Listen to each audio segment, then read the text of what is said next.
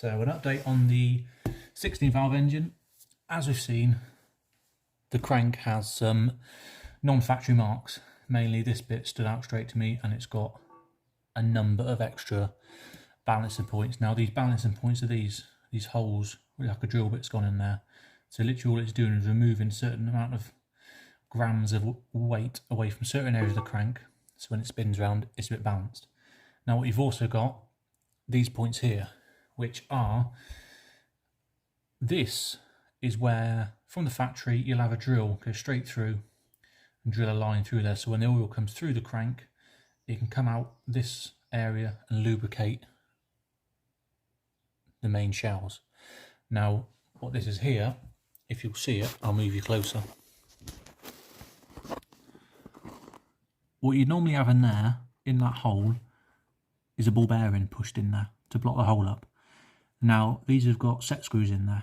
Now there's a reason for that, and I'll tell you why now. So when you balance a crank, you change the dynamics of it. So say this crank's done 80,000 miles, for example. Inside all these little crevices, dirt can build up, and it naturally just sits there because there's no oil passage going through, and the vibrations just help keep it there really. So when you balance it, you change those characteristics, which can dislodge certain bits of dirt, which end up going straight to your big ends and can destroy them. So once the crank's in balance, these ball bearing bits get punched out or removed, thoroughly cleaned inside, and then just tapped in with some set screws to alleviate that problem.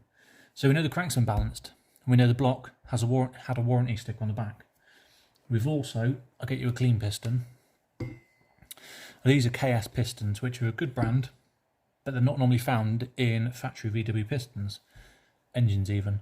So the standard bore size of the KR or the PL engine is 81mm, and this piston is marked 81.480mm, which means, not a lot to most people, but this is an oversized piston, which means we have already got a bored out overboard block, which is pretty good for the turnout. So, bit of change of plans. We are not going to bore it out even more and use the pistons out of my 9A engine to turn this one into a 1900, because there's no point. We're already at that place now. The engine's gone from, with those pistons, a standard 1781cc to an 1803cc, so it's already a slightly overboard engine, which again is a bit of a performance gain over your standard, which is what we all want really.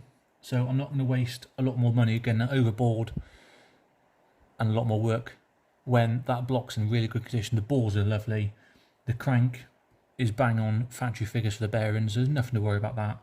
It'll just get cleaned through, new bearings, put it back together, clean everything up, new set of piston rings, and then it'll be sold on as a big bore block really, and then we'll move on to the next project. So that's a turn up. It saves us a lot of money because I haven't got to pay X amount of money to a machine shop to bore out the block.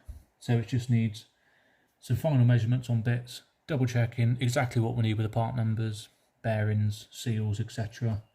Getting those all in. I will be changing the studs, because these studs that hold the bottom end of the cron rod on, these are stretch bolts. So once you do that tight, it physically stretches that bolt. I mean, you could use them again, but I wouldn't want to risk it because you meant to change them. So they'll be getting changed for standard ones if I can get them. If not, easier off the shelf is your ARP bolts. Again, slightly more expensive, about 100 and a bit quid, but they'll do the job. And there's another telltale sign that the engine's been apart before. You see those dots there? So this is stamped up, 4 little dots and 4 little dots, because this is at a number 4 cylinder. That doesn't happen in the factory, so you know the engine's been apart and someone has kindly stamped up 4 and 4, so they know if they get mixed up, they know those two bits go together. Doing a bit of research and common knowledge, I suppose, with the colour of the engine, it's highly likely, probably over 75% sure, this is an old TSR Performance built engine from back in the day. I don't think it's done a lot of miles. The crank looks lovely. The block is very clean, bore wise. So massive turn up for the books. So we're just going to do some final measurements on this, get what we need, clean everything up and build it back up and sell it. as I said, we've got the block stripped apart. We've given it a good thorough clean over, paint stripper and degreaser, got all the worst of it off, a few little bits and bobs here and there. Obviously sealing surfaces, I'll do a separate, clean those up nicely before it gets painted. It's come up lovely. Back end's come up nice again, core plugs are out. If you're going to wash any cylinder blocks down into this and you're not getting the cylinders bored out, as soon as you leave it to dry, get some WD-40 or any kind of maintenance oil in those bores and on these gasket surfaces, because a little bit of rust in there can end up causing you a lot of problems and cause quite a lot of damage. Again, the bores, I don't know if it will zoom in enough. They're looking, there's not a ridge on them, not even anything.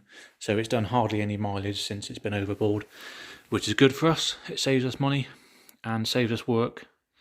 And saves someone else money, I suppose, because the block's not going to be up for sale for that much money. So all we're going to do now, we've got to take the auxiliary shaft bearings out, because I haven't done those yet. Knock those out, take the oil squirters out, clean the block thoroughly, straight out all the oil ways so I know they're all clean, and then clean these surfaces up, clean the head surface up so it's all nice and shiny and clean, ready to be reassembled, and then get some paint on the block and make it look nice and pretty. So just remove the auxiliary shaft bearings, same procedure as for big socket that fits just on those, just tap it till it breaks its seat and then just knock it out. And now these have worn. Just see that point there, the grey bit at the back, that's just starting to wear through the main material, and there's a patch on it. There you go. So that patch there, there's little pits in front of the hole just up here. Now that's gone through the bearing surface, so if I was going to run the engine up, that wouldn't last much longer. As soon as it goes through the main bearing surface, wear gets accelerated quite quickly because it's not on a wearing surface, if that makes sense. That was the front one, this is the rear one, and again it is, there you go, that's even worse. So that was on the rear end, transmission end. If it will zoom in, there you go, yeah, there's quite a lot of pitting on there. So that, all that dark area, that is the sort of structure of the bearing, and the shell itself, the bearing part, has worn through. And again you see the more polished area there, that's just at the point it's going to go through, and there's a little pit in there. Oi, there you go. All those little pitting bits, that's the bearing breaking up.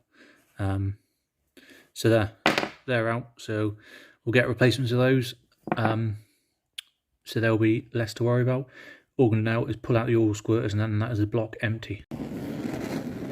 So just removing the oil squirters, that one's done, but it's in there, but it's loose.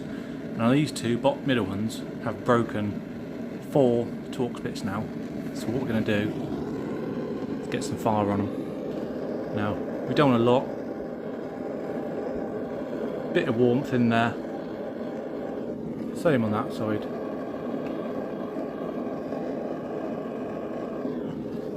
You don't want to roast them, you just want to get a bit of warmth in there so the metal expands and any Loctite that's in there comes off.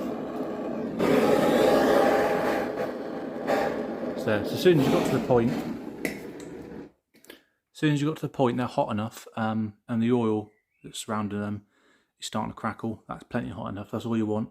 Leave it for 10-15 minutes, because what you want is that heat to soak inside all this metal. You don't want it just to float around. You want it to soak in, get inside there and expand it. You won't think it'll do much, but it'll do perfect amount to undo those 2 screws. So there we go, that done the trick. That's the oil squirters off. So the oil squirter is simply a oil squirter. So this is a machine fit that goes in the block, and then that goes into the oil gallery.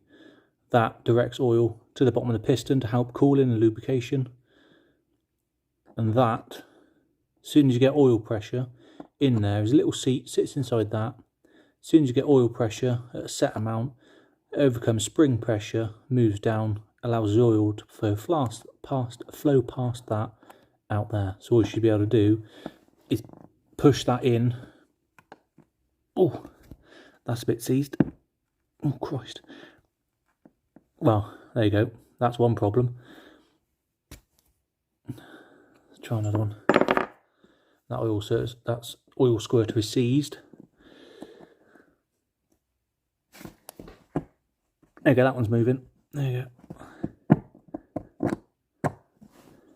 Right.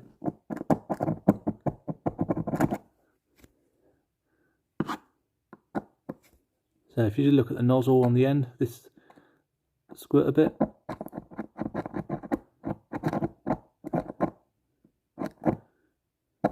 That's all it does. So oil pressure pushes on that as it opens. It's very sticky in there.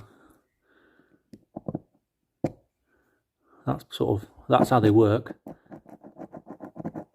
You just get it off the seat, it's nice. Right, what I'll probably do is get a new set of those because it's not worth it. So that one works, that one's seized. So out of two, one's good, one is seized. So if you're running this engine up, the engine needs that oil squirter because there's no oil feed to the small end of the piston. So if we've got a piston there,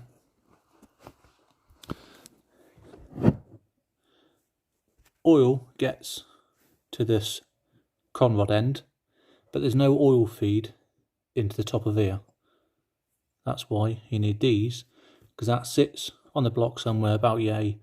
Oil pressure squirts oil straight up inside there, so it allows, oil is lubrication mainly, but it also does heat dissipation. So oil squirts up there, it gets around there and helps lubricate everything. So if we'd have run the engine without taking those out and checking those, that could have cooked one of your pistons, ended up seizing up the engine, and yeah, giving yourself a big headache. So I'll try and set a new set of those so I know all four of them are decent, because it's pointless replacing one when the other three are going to be at the same sort of level, if you know what I mean. If you're going to do one, do all four, then it's out of your mind, it's done and forgotten about. Because if you just do one, run the engine up, you're going to be constantly thinking in your back of your head, are those other three actually cooling the pistons as they should do? So that's good fine. That's probably the main fault of this engine, because it was, I think the owner who had it just tried to have it running up. I think it was no compression or something didn't work, so he obviously didn't run it up, and from what I've seen, well, there you go, there's no oil. That would have caused an oil pressure issue as well, because your system's expecting X amount of pressures at different areas. So yeah, there we go. So cheers for watching. I'll get this edited, stick it up, and then probably catch me next time when we're putting some blue paint on the block.